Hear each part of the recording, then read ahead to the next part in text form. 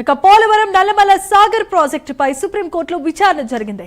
తెలంగాణ తరపున సీనియర్ న్యాయవాది అభిషేక్ ఈ సుప్రీంకోర్టులో విచారణలో పాల్గొన్నారు. అలాగే తెలంగాణ నీటిపారుదల శాఖ మంత్రి ఉత్తమ్ కుమార్ రెడ్డి విచారణకు హాజరయ్యారు. గోదావరి నదీ జలాల విషయంలో మహారాష్ట్ర, కర్ణాటక వాదనలు కూడా వినాల్సి ఉందని సుప్రీంకోర్టు అభిప్రాయాన్ని వ్యక్తం చేసింది. దీంతో రిట్ పిటిషన్ ను ఉపసంహరించామని చెప్పిన తెలంగాణ ప్రభుత్వం సివిల్ సూట్ ఫైల్ చేస్తామని కూడా సుప్రీంకోర్టుకు తెలిపింది. ఇదే అంశానికి సంబంధించి మరిన్ని అప్డేట్స్ ను అందించడానికి మా కరెస్పాండెంట్ అజీం కూడా ఎక్స్క్లూజివ్ ఫీల్డ్ రిపోర్ట్ లో ఉన్నారు. అజీం, చెప్పండి. పోలవరం నల్లమల్ల సాగర్ ప్రాజెక్టుకి సంబంధించి ఒక లింక్డ్ ప్రాజెక్ట్ని ఏపీ ప్రభుత్వం నిర్మించాలని చూసింది. సో ఈ ప్రాజెక్టును వ్యతిరేకిస్తూ తెలంగాణ ప్రభుత్వం సుప్రీంకోర్టుని ఆశ్రయించింది.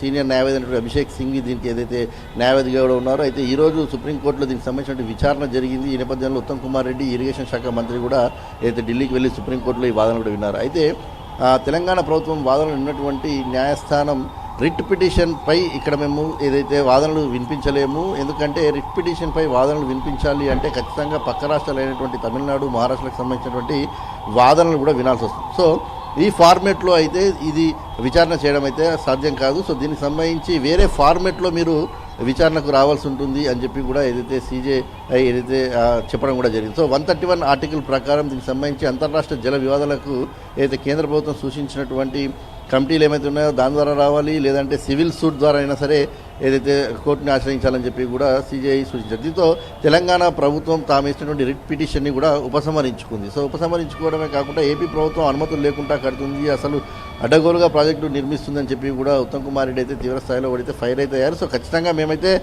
సివిల్ సూట్ ద్వారా అయితే ఖచ్చితంగా ఫైల్ చేస్తాము, మరొకసారి వస్తాము, ఖచ్చితంగా వాదనలు వినిపిస్తాము, ఎందుకంటే తెలంగాణ ప్రాంతానికి అన్యాయం జరగనిచ్చేదే లేదని చెప్పి ఒకవైపు తెలంగాణ ప్రభుత్వం చెప్తుంది. ఇక మరోవైపు ఈ అంశంపై ఈరోజు సుప్రీంకోర్టులో జరిగిన విచారణపై కావచ్చు, సుప్రీంకోర్టులో ఇచ్చినటువంటి రిట్ పిటిషన్ ఉపసంహరించుకున్న విషయంపై కూడా ఏపీకి సంబంధించిన మంత్రులు కూడా స్పందించారు. దీనిపై మేము చాలా స్పష్టంగా చెప్తున్నాం, రెండు తెలుగు రాష్ట్రాలు కూడా అభివృద్ధి జరగాలి, సో సోదర భావంతో ముందుకు కొనసాగాలని చెప్పి సీఎం చంద్రబాబు నాయుడు కూడా ఆశిస్తున్నారు. సో ఈ నేపథ్యంలో పోలవరం నల్లమల్ల సాగర్ లింక్ ప్రాజెక్ట్ సంబంధించినటువంటి అంశంపై అంటే గోదావరి నదీ జలాలకు సంబంధించిన అంశం ఇదంతా కూడా. సో ఈ 200 TMCలకు సంబంధించిన వాటర్ ఖచ్చితంగా సముద్రంలో కలిసిపోతాయి.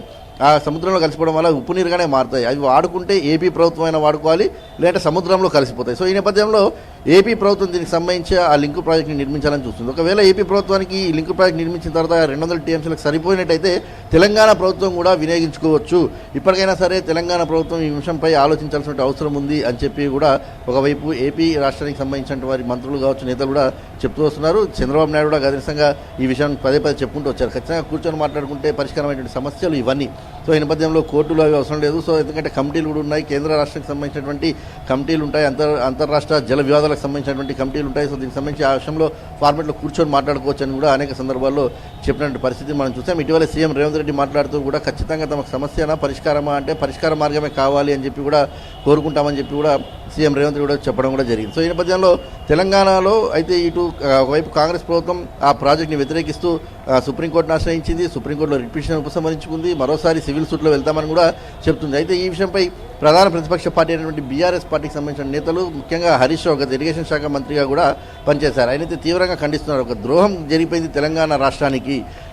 తెలంగాణ ప్రభుత్వం కోర్టులో అనుసరిస్తున్న తీరు ఏదైతే ఉందో ఇది ఖచ్చితంగా తెలంగాణ రాష్ట్రానికి ద్రోహం చేయడానికే ఇలాంటి ఏదైతే ఈరోజు జరిగినటువంటి విచారణకు ఉదాహరణ అని చెప్పుకుంటూ కూడా హరీష్ రావు మాట్లాడారు. సో ఖచ్చితంగా తెలంగాణ ప్రభుత్వం వాదించడంలో విఫలమవుతుంది, పూర్తి స్థాయిలో ఫైట్ చేయడం లేదు, ఏపీ ప్రభుత్వానికి లొంగిపోయింది. ఖచ్చితంగా చంద్రబాబు నాయుడుతో గురు శిష్యులు ఇద్దరు కలిసిపోయారని చెప్పి కూడా గతం నుంచి కూడా హరీష్ రావు కావచ్చు, BRS పార్టీకి సంబంధించిన నేతలు కూడా విమర్శలు చేస్తున్న విషయం మనందరికీ తెలిసిందే. సో ఈ నేపథ్యంలో ఈ గోదావరి నదీ జలాలకు సంబంధించిన అంశంపై కూడా మనం చూసాం. ఇటీవలే రెగ్యులర్గా కూడా తెలంగాణలో దీనిపై పెద్ద ఎత్తున కూడా చర్చ జరుగుతుంది. సో ఈ నేపథ్యంలో అక్కడ ఏపీ ప్రభుత్వం మాత్రం 200 TMCలు వృధా అవుతాయి, అవి పోయి సముద్రంలో కలుస్తాయి కాబట్టి ఈ ప్రాజెక్ట్ని నిర్మిస్తున్నాం, దీనివల్ల ఇటు నీరు వస్తుంది, అలాగే తెలంగాణ ప్రభుత్వానికి కూడా కొంత మిగిలితే అక్కడ ఉన్న రైతులకు కావచ్చు, సాగునీటికి కావచ్చు ఖచ్చితంగా ఉపయోగపడుతుంది, దీన్ని అర్థం చేసుకోవాలని వారు చెప్తున్నారు. అసలు ఎలాంటి అనుమతులు DPRలు ఏమీ లేకుండా నిర్మిస్తుంది కాబట్టి ఖచ్చితంగా దీన్ని మేము అడ్డుకుంటాం, తెలంగాణ ప్రజలను కాపాడుకుంటామని చెప్పి అయితే ఇటు తెలంగాణ ప్రభుత్వం చెప్తుంది. మరి ఎలా ఉండబోతుందో చూడాల్సి ఉంటుంది. ఎందుకంటే ఒకవైపు రిట్ పిటిషన్ని ఈ ఫార్మెట్లో మేము ఖచ్చితంగా విచారణ చేపట్టాలని సుప్రీంకోర్టు చెప్పడం, దాన్ని ఉపసంహరించుకోవడం, సో సివిల్ సూట్లో రావాల్సి ఉంటుందని చెప్పడం, సో సివిల్ సూట్లో